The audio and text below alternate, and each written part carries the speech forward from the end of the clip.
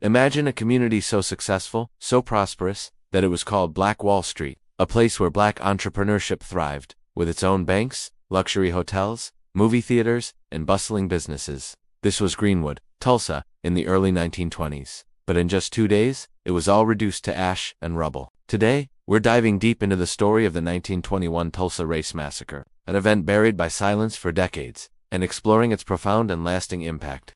Before the massacre, Greenwood was a beacon of black economic power. It had its own banking system, including the Citizens Bank of Greenwood, one of the most successful black-owned banks in the country. From law firms to theaters like the Palace and the Dreamland, the district was a testament to what black communities could build. But this prosperity was built on a fragile peace in a deeply segregated America. The spark that ignited the flame was an incident in an elevator between a young black man, Dick Rowland, and a white woman, Sarah Page. The details were murky, but the local white media, particularly the Tulsa Tribune, sensationalized the story. Inflammatory headlines framed it as an assault, painting the entire black community as a threat and inciting racial hatred. This media narrative essentially gave the white mob a justification for the horror that was to come. On May 31, 1921, a white mob descended on Greenwood. For 2 days, they looted, burned, and destroyed everything in their path. The violence was indiscriminate and brutal. When the smoke cleared, 35 city blocks were decimated. Historic landmarks, the cultural heart of the community, were gone. Churches, schools, and the Greenwood Cultural Center, which held the community's history, were destroyed. The economic devastation was absolute, forcing a once-thriving community into poverty. Many businesses never recovered. In the aftermath, the fight for justice was a battle lost before it even began.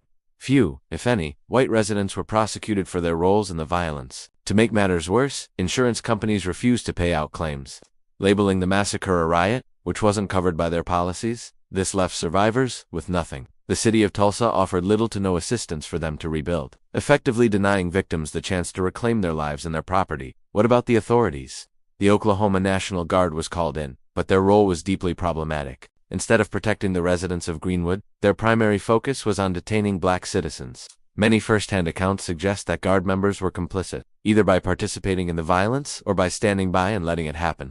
This illustrates a catastrophic failure of the state to protect its own people, a clear example of institutional racism at its most destructive. The Tulsa Race Massacre didn't happen in a vacuum. It was a brutal chapter in the long struggle for black rights in America. While it didn't immediately ignite a national civil rights movement, it left a deep, painful scar on black Americans. It served as a horrifying reminder that even immense success and prosperity offered no protection from racial hatred. The memory of Tulsa would go on to influence generations of civil rights activists, fueling their fight against the systemic racism that allowed such an atrocity to occur. For decades, an official silence shrouded the massacre.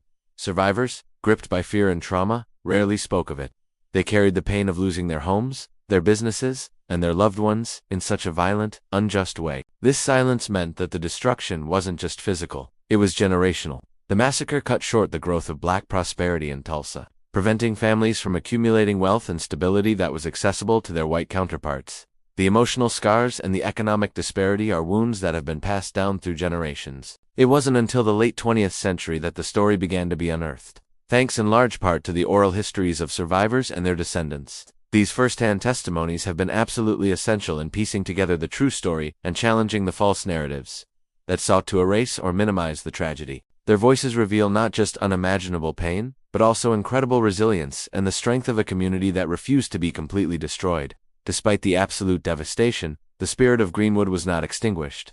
In the years that followed, many residents displayed remarkable courage, attempting to rebuild their lives from scratch. And while much of the wealth was never regained, some aspects of the community did begin to recover over time. In recent years, a renewed push to revitalize the Greenwood District has gained momentum, with projects aimed at historical preservation and rebuilding the cultural heart of the community. In recent years, the conversation has turned toward accountability and repair. There's a growing debate over reparations for the descendants of the victims. On the 100th anniversary in 2021, the city and state began to publicly acknowledge the tragedy. A state commission even recommended financial reparations, but meaningful action has been slow. Descendants continue to fight, not just for financial compensation, but for the full story to be told and for a permanent memorial to ensure that future generations never forget what happened. The federal government at the time did little to intervene, and the massacre was largely ignored in national conversations about race and justice. The story of Tulsa is a powerful case study of how federal, state, and local governments have historically failed to protect African Americans and hold perpetrators of racial violence accountable.